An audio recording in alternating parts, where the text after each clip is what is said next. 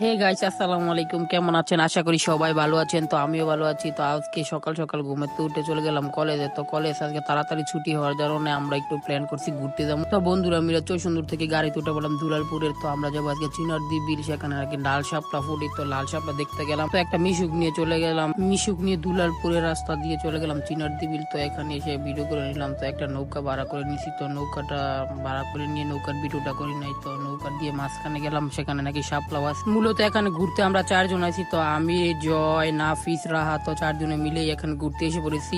তো গাইস নৌকাতে উঠছি আর বাংলা সিনেমার মতো ভিডিও করবো না। তো গাইস বাংলা সিনেমার মতো একটা ভিডিও করে নিলাম। তো অনেকক্ষণ ঘোরাঘুরি শেষ করে এখন আকাশে দেখতেছি প্রচুর বৃষ্টি হওয়ার সম্ভাবনা আছে। তাই তাড়াতাড়ি আবার বাসায় চলে যেতে হবে। তাই বাড়ির উদ্দেশ্যে রওনা দিলাম। তো আস্তে আস্তে আসে বললাম দুলালপুর। তো দুলালপুর আসে গাইস একদম বৃষ্টিতে ভিজে গেছি। তো আমরা সবাই বৃষ্টিতে ভিজে বাড়ির উদ্দেশ্যে রওনা দিছি। তো গাইস আপনারা আমার ভিডিওটা দেখবেন এবং লাইক শেয়ার করে দিবেন এবং একটা কমেন্ট করে দিবেন গাইস।